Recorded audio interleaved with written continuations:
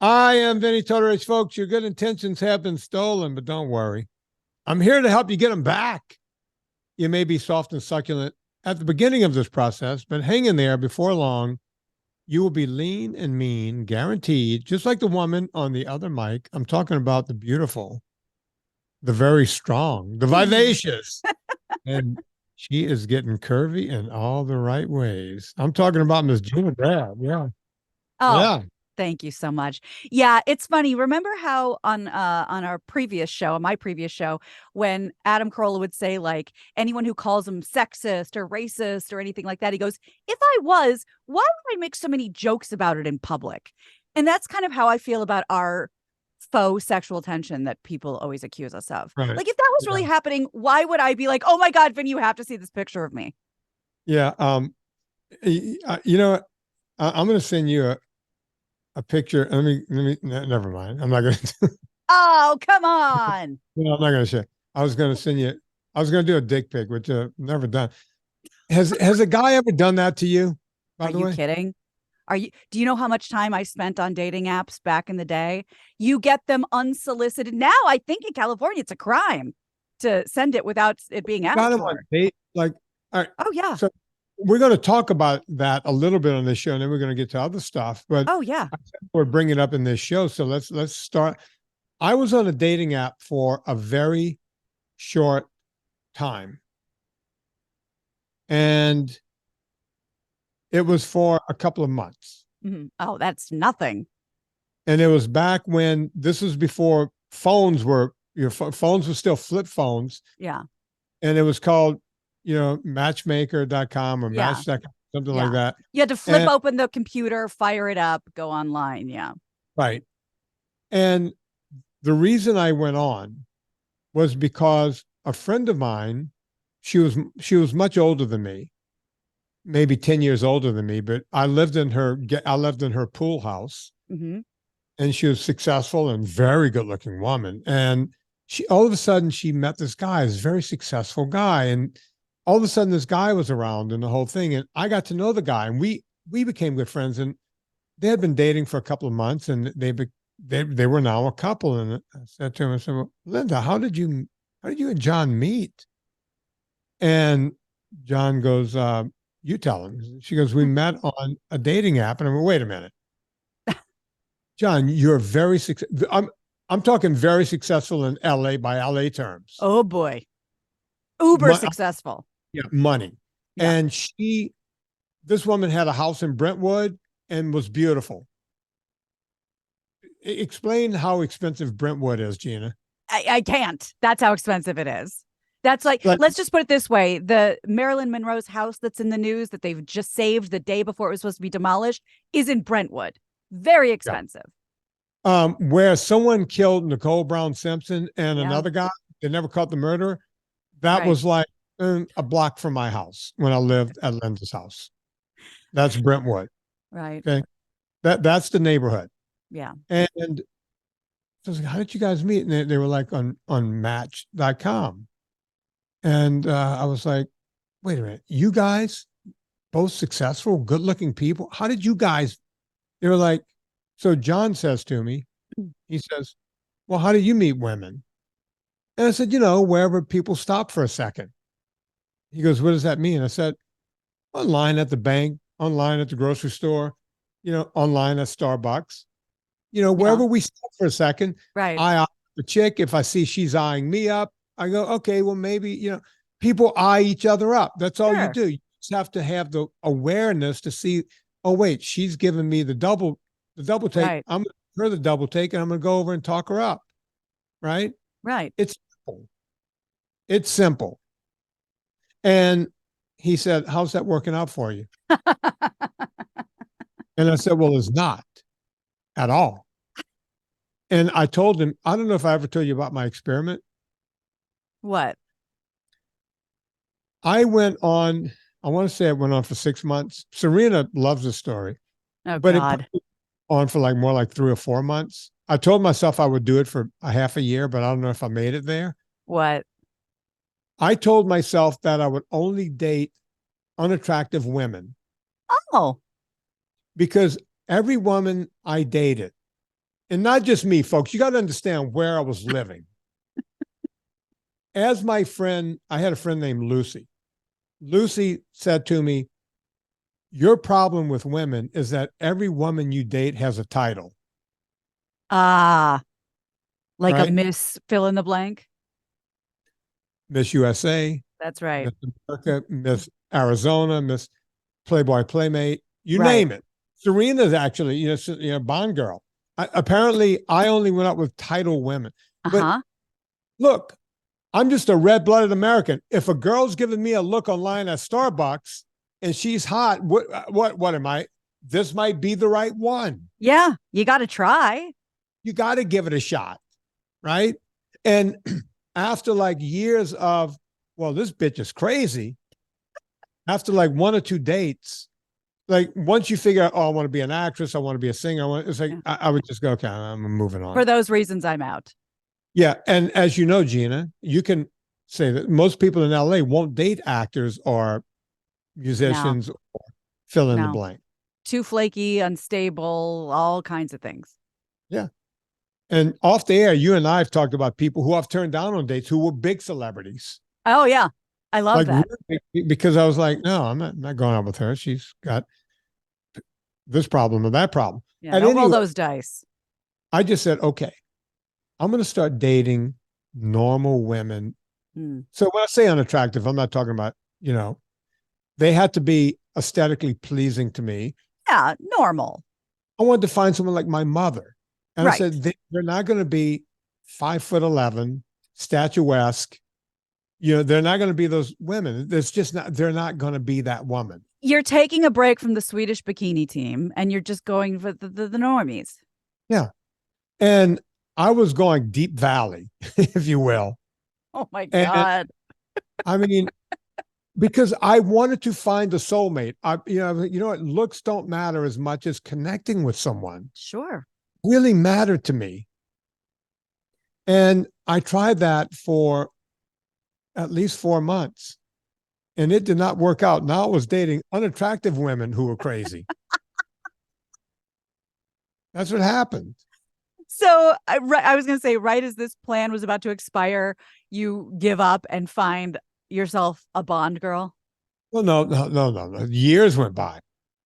A lot of stuff happened. So what happened was, I'm talking to John and Linda, and they were like, how's that working out? I said, dude, I've been dating ugly chicks, and that's not working out. When I say, I'm not talking homely, folks, come on. Let's just put it this way. Vinnie moved here to model, and he was no longer... No, I didn't move there to model. I moved there to do other stuff. I had to model to make a living. Thank you. His fallback plan was modeling. Okay, to even put my fallback plan. That happened because an actress said, "Hey, you can make a living doing this," and I was stupid enough to believe her. Okay, so was the rest of the industry stupid enough to believe her, because he was working, and we've all seen the conch shell picture. So he no longer had tunnel vision for his aesthetic equal. Let's put it that way. I was looking for a normal girl. I was looking for one like my mom. Yeah. Right. And I wasn't finding her. It's just weird, right? So John says, go try this match thing. And I put up a profile that was spot on who I was, what I was. There wasn't me standing in front of a yacht pretending I own the yacht or whatever people do. Yep. It was like, hey, here's who I am, this is who I am. And I had zero luck. What? Every woman I went out with was this crazy. So John and Linda got lucky. They got very lucky. It just didn't work for me. I tried it. It takes 6 months out. It's a deal if you take out 6 months. I called up Match people after like a month and a half and said, please make it go away. Just make it stop. Well, the good news, I think that there's more choices now and that it's been a bit more refined. But the good news, I do have multiple friends who are married because of that, because they were able to fine tune their search, not just like whoever lives in the vicinity that I walk past. It's like, no, I'm putting myself on the line. This is who I'm looking for. This is who I am. So people do have good luck, but I'm glad, frankly, it didn't work out for you because you ended up exactly where you should be. We all end up where we want to be. But look, I mean, I met Serena after cancer. I was like 45, 46. I mean, we've been together Wow. 16 years. You know, I was trying this back when I was like 35, Right. 36. I still look like the conch shell Vinny when I was trying this, and it wasn't working at all. But here's the thing. The swiping first started in the gay community, right? Wasn't that like because my gay friends told me about a site. Grinder. Was that what it was called? Probably. That was like the original. All right. So my gay buddy was like, yeah, I'm going to meet a guy. And it was like, we just got here to have coffee. He's like, yeah, there's a guy right down the street. I was like, It's what? yeah, He's like, you're it's right. wiping. You're And I'm right. like, And it would tell you who else was on. And now now the finally the heteros figured out how to do this. But it was, ooh, there's a guy that matches you and he's, within 15 feet. Which guy is he in this restaurant? So it was, yeah, they were very, very cutting edge. yeah. And so that was going on. And now they have it for straight people. And here's the thing. If you're just swiping, Gina, I've never actually seen the app. Is it like, like sometimes you go to Instagram and it'll say Gina Grad, and it'll say Mhm. 1 of 7.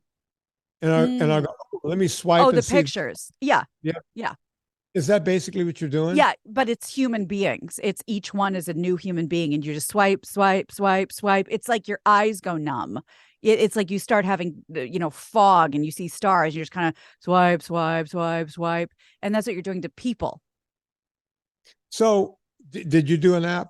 Can you talk Oh, about all of them, all of real? them. Oh What are my they God, called? They're not called Grinder, but not the one I was on. I think you're thinking of Tinder. That sort of became what I think is, the equivalent. That's the swiping one, the swipe left or swipe right, and then you match, and then you can talk to each other. That's probably the one you're thinking of. okay. So you swipe, Yes. and each one is a new profile. Yes. Okay. There was even a guy who invented a stupid robot hand that would just swipe right on every girl, because it's a numbers game and just see how many you could get to match. I mean, you never know who's behind this thing. Does it ever work out? I know one couple that got married off of Tinder that it seems to be more of a hookup one. But again, I've been out of the game a while. But there's ones, like I said, that are a little more refined, but I don't hear a high batting average off of just swiping on human beings and seeing what happens. Okay. So in other words, people are just looking at one photo and moving on. Yes. So Next, is next, nothing, next, next, so, next. so everybody's objectifying everyone else. 100%. So it has nothing to do with, because obviously there's a profile behind that, right? Well, yeah, but from what I remember, it could have been updated. I don't know, but the Tinder is more about the picture, and the other ones are more about like all the information and here's who I'm looking for and here's what I'm about. But I think that's how Tinder got the initial reputation for being more of a hookup app. So the same people, the very people who say, I don't want to be objectified, they're out there objectifying other people. Likely, very Okay. likely. Just wanted to get clear. No. Well, I'm glad we talked about that because trust me, everyone listening either is doing it, has done it, or knows people doing it. But speaking of stuff that we all do in a different capacity, can we talk sugar? Because I found a TikTok video that I thought it was safe to show you. I didn't think you were going to rail against it because this guy, how the two things everyone thinks, as you know, they can't get fat off drinks. So order the most desserty, whipped with the dome on top drink you can because it's just a drink. It's not food. And it's pumpkin spice season. So everybody's going crazy for pumpkin spice everything. It's September. We're in it. And, it's time for the new dessert drinks. And how bad can they be? They're drinks. Well, a guy, forgive me, you might have the name in front of you. If not, I'll find it. I want to say Brian, but I could be wrong. did this great TikTok about the new Dunkin' Donuts pumpkin spice coffee drink. And I would like for him to inform you what he found. And let's see what it is. Has Okay. And My while friend- you look, go ahead. swirl frozen coffee. Who the thought it was a good idea to put this on the menu? Because this drink has 185 grams of sugar in here. How much is it? It's this much. It's 46 teaspoons of sugar. To give you another perspective, the amount of sugar in there is equal to... Oh, somehow it cut off. Well, what he was going to say was it's equal to a dozen glazed donuts. A dozen glazed donuts in one drink, the new Dunkin' pumpkin spice whatever drink. And even, you know, I've never been a big I'm not a big like dessert drink person. I'm not a big drink person anyway. I like my water and my iced teas. I couldn't fathom that. And if you asked me right now, would you rather have one pumpkin spice Dunkin' latte or a dozen donuts? I'll take the dozen donuts. I mean, people don't even realize what they're ingesting with these drinks. And he said at the end, you know, the tagline is like America runs on Dunkin'. And if that's true, we're effed. Yeah, you know, I did a thing a few weeks ago on my on my Instagram where I took an old video that I did back when I was living in Calabasas, where I just stood outside with a camera and a microphone in front of the Starbucks. And when people walked out, I was like, hey, what do you have? What do you have there? And they would say, you know, frappuccino, cappuccino, frappuccino, floppa, whatever. And I would go, do you know what's in it? Yeah, coffee and ice and this and that. It's like, and I was flashing up on the thing, how much sugar. None of them were less than 100 grams of sugar for, you know, a small, or some of them had more, I think some of them had 65 or 75 grams of sugar. And people have no idea. Some of them knew what the calories were. Oh, it's only this many calories. No one looks at the sugar, right? Which has always been a problem. And, you know, it's funny. I got some comments on that. Oh, why did you go out there and just hammer these people? I didn't hammer anyone. I didn't call anyone an idiot. These people were interested in finding out, oh my God, I had no idea. Right. When I would tell them, the drink you're drinking right now, because I had the menu. I was like, let's look at the menu and the whole thing. Yeah.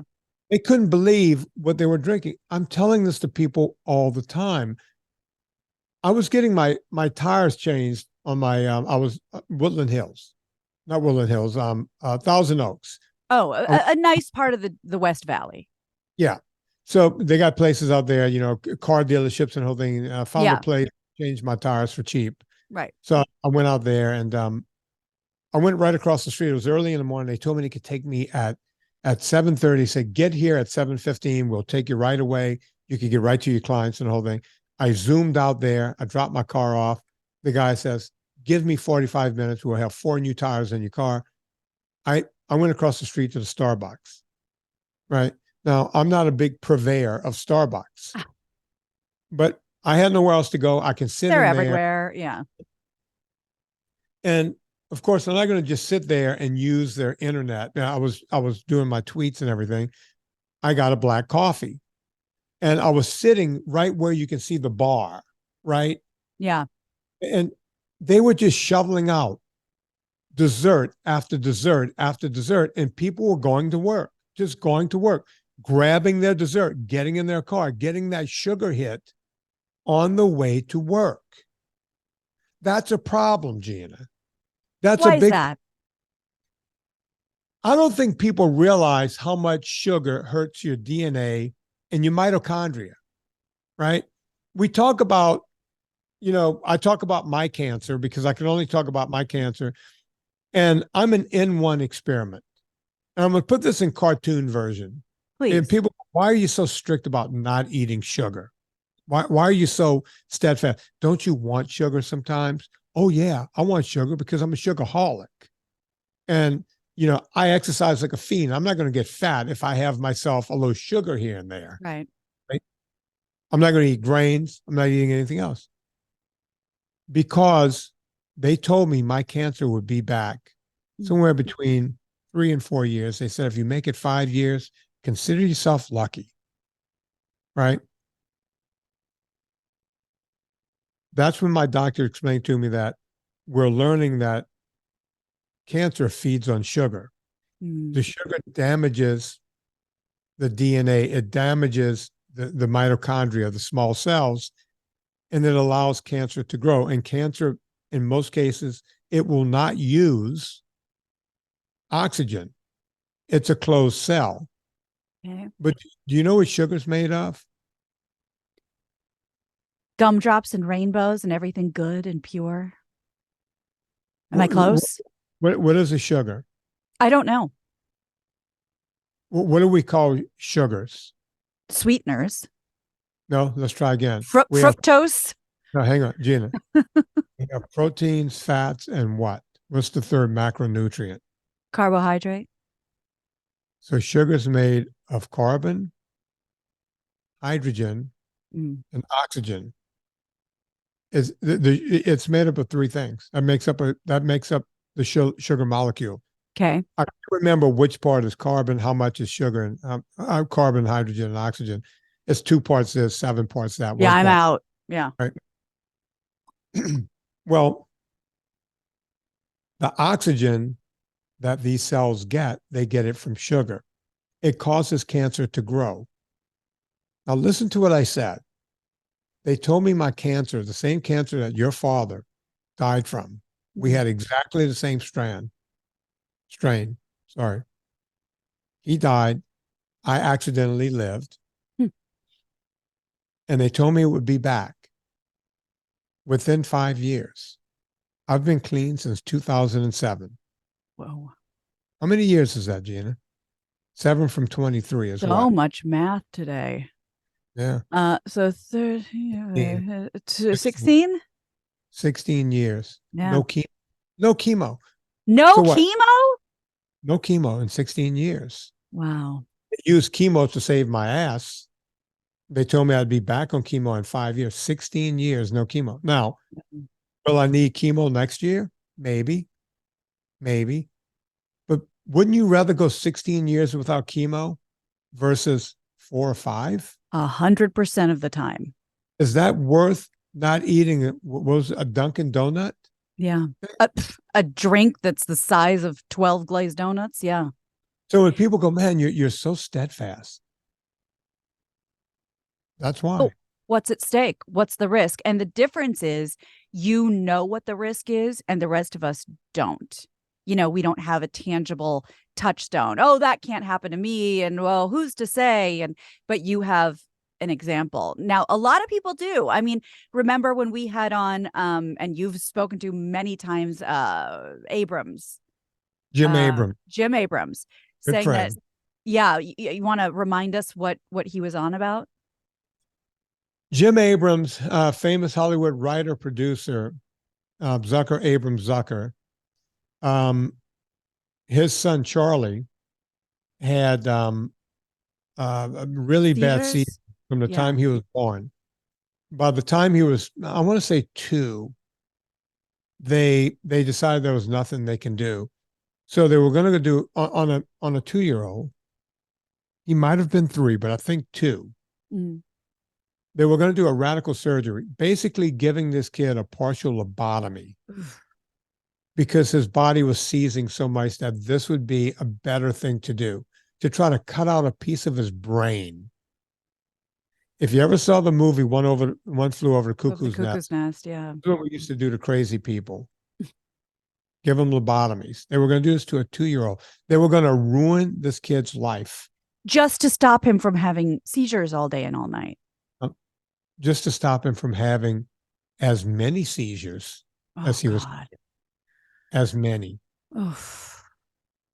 Jim Abrams was at wit's end, super smart man from the Midwest. He's praying to God. He's doing everything he could do, everything. And he walks into the library at the hospital, and he opens a book, and it flips open to a page, and it's talking about Otto Warburg and this whole thing, and this procedure that was used by putting people into a state of dietary ketosis to that was the protocol in the early Right. 1900s. That's how Ne- you stopped this Over problem. 100 years ago. I have a buddy who's 60 years old now. He's my age. We grew up together. He's never been able to work. He had brain surgery twice when he was a kid because he had a tumor on his brain. It was operable. And after that, after Moose had surgeries, he started getting seizures. He has grand mal seizures all the time. Oh, God. He's lived a lifetime of taking phenobarbital. This is the kind of shit Elvis was taking. Oy. Okay. This guy's been in a daze his whole life. Never able to hold down a job. He worked at his family's department store. That was it. Moose still lives in the house he grew up in. Right? On these drugs his entire life. Never once would he listen to me. He goes, "You don't know what you're talking about. My doctors know." Okay. Do you understand why I'm so passionate about this stuff? Yeah.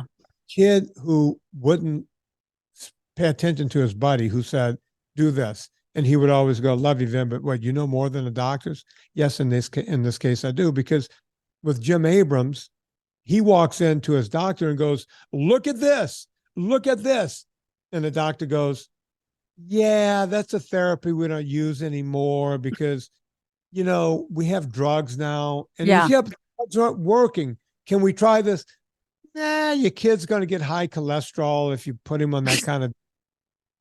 You're about to do a fucking lobotomy on this kid. And you're worried about high cholesterol? Are you insane, doctor?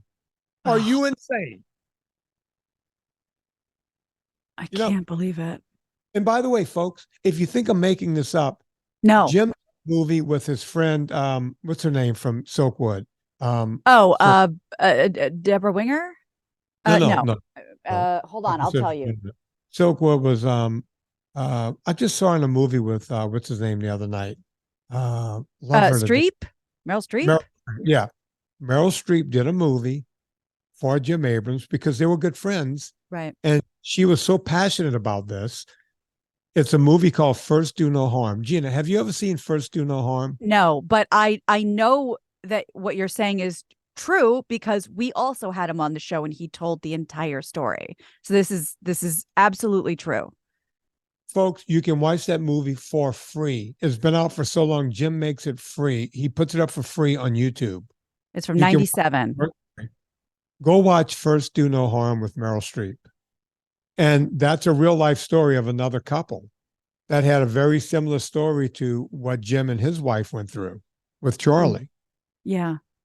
Right? Yeah. When debilitating conventional treatments fail, a woman, Meryl Streep, tries a controversial diet for her epileptic son. Yeah. And they wanted to do the same thing to this kid. It's a true story. It's based on a true story. You can't make this stuff up. And it's incredible. What does a doctor have to lose? Are they worried that they have to save face because the patient thought of it? I mean, what are we doing? Doctors are scared. Doctors are scared. I don't have one thing against the doctor. Not one. But doctors tell me all the time, there's nothing I can do. I work for this company. They want me to see a new patient every 10 minutes, 12 minutes, 15 minutes, fill in the blank. There's nothing, we can't treat patients correctly anymore. We have to figure out a diagnosis without knowing anything else. If we can't figure it out, we punt to the next specialist. It's always punting now. No doctors anything out there punting. And like you said, have you tried this drug? Have you tried that drug? There's a new drug coming out. And there's great drugs. In fact, one of them is currently saving our buddy Brian Bishop. Wonderful drugs. Yeah. But to scoff at things that are tried and true just doesn't make any sense. It makes zero sense. It drives me crazy. We know, and folks, go watch the video I just put up on my YouTube about sugar. Just go watch it. It's probably the newest one up there. And I give a very pointed discussion. Gina and I are going to talk about it in the next show, just in case you don't want to go watch YouTube. I'm going to go find the notes over there and tell you what I talked about. Great. We'll talk about that in the next show. I'm sorry we got into dating for so long. I meant that to be 5 minutes, but No, I liked it. listen, folks, don't just listen to what a doctor tells you. They were going to give a kid a lobotomy. I'm not making this up. And the kid became a school teacher. He doesn't have seizures anymore. They find most kids that have these seizures, they put them on these low carb diets for 2 or 3 years. They break the cycle, and most of them never get another seizure. Charlie's never had another seizure in his life. It's incredible. I had him in my first movie, Fat Documentary, the poster that's right behind me. I love that poster. It always makes me hungry. Yeah, it's a good poster, isn't it? It's a good poster. Designed it myself. Thank you. Is that your plate? No, someone else. I did the design, and Oh, I love it. that's a fake plate behind it. But oh, I love that plate. I wish I had those plates. Yeah, I love that. And that's the thing. It's like, this is a miracle to know that, food can harm and it can be the cure. So, let's keep that in mind. Yeah. I mean, the great Greek gods, let food be thy medicine. It's nothing can be further from the truth. Remind me to bring up blue zones in the next show. I have 2 friends that don't even know each other that are now currently obsessed because of the show, the doc. Yeah. Well, they don't get all that information right either. Yeah, we had a little chit chat about that. You and your friends? Yeah. I said, well, let me just be Vinny's proxy and I'll tell you what I know, but I can't wait to talk about it with you. Yeah. Folks, Gina Grad does a little show every week. It's called LA Story. Yeah. It's called The Brian and Gina Show. It's the official podcast of Los Angeles Magazine, but you can just search Brian and Gina Show anywhere you listen to podcasts. It's not just about LA. It's about everything. Come join us. And a book that I enjoyed, My Extra Mom by Gina Grad. It's in my book club at VinnieTortorich.com. Thank you. Yeah, if you go to Amazon, before you go, if you want to buy that book, go to VinnieTortorich.com first. Click through the banner. It puts coal on the fire, gets my train down the track. And we keep this show free for a long time. All right. On behalf of Gina Grad, my name is Vinnie Tortorich. Put life into living and do it with enthusiasm.